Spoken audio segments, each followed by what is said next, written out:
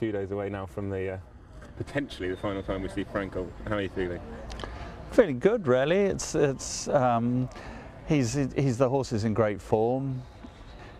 He's trained really well up to the race. He's in great shape. He's been moving great. Everyone's very happy with him. So yeah, we're in upbeat mood. Now, I know that these press conferences you get asked the same questions over and over again, but the ground is obviously the big issue that everyone's talking about. How do you think he'll go on the soft condition? I think soft. I think soft would be fine. I don't think we'd have any big complaints on soft.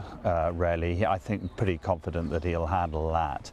I always think if it sort of goes over that and it becomes heavy, then you're slightly getting into sort of what I call specialist ground, and basically even if you go on soft, you're not guaranteed to go on heavy or bottomless. So it's something we'd have to look at, but at soft we'd be happy. Looking at the field he's taking on and the rivals he's got on Saturday, do you think that, and given conditions, that this is his toughest test to date?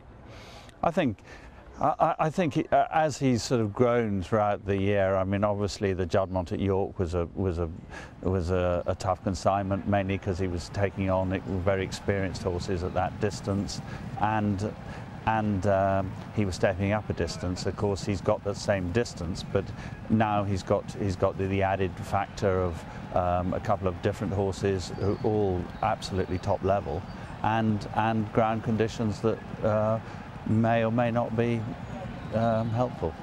Given that he's well clear in the official figures, despite the threat the French horse poses, Nathaniel, etc., do you think it is still very much a case of if he turns up 100%, there is no horse that can get close to him on Saturday? I'm always of the opinion that we've taken every race incredibly seriously in terms of the way he's prepared, the way Henry has spaced out his races to make sure that we can get him to the races in the best possible condition and the best possible form to do himself the best possible justice. So from that point of view, I think that going on, he's going to be a tough nut to crack, definitely.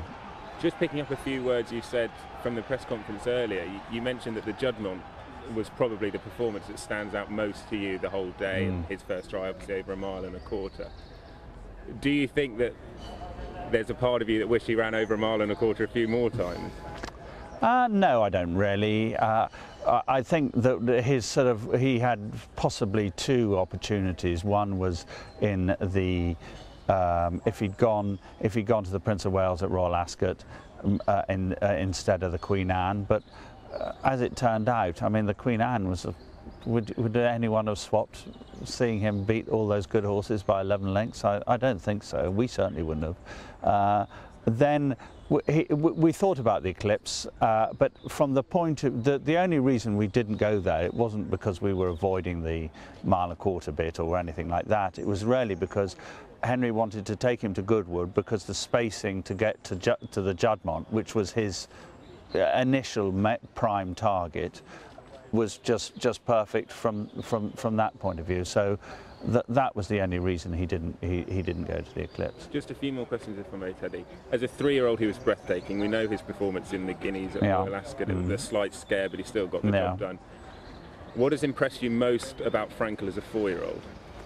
I think his general maturity has been just lovely to see. He's not a pussycat, and he takes some handling. But I think the beauty of it, for instance, again going back to York, he slightly missed the start, but instead of Tom sort of pushing him up and suddenly setting him alight, he just let him get into stride.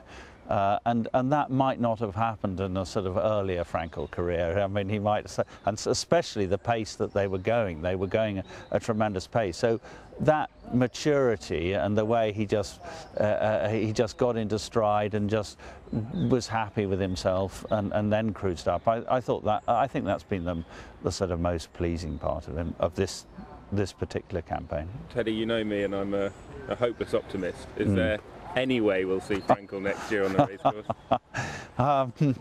As I've said, we've had 3 fantastic years, really. Prince Khalid will decide when the moment comes, when he's most ready to do it. It's a very personal thing. Prince Khalid knows that he's sharing the horse with the wider public now, and it's been sort of hugely overwhelmed by the great support and interest in him. So from that point of view, everything is taken on board, and the Prince is well aware of all the opportunities both on the racecourse and at the stud.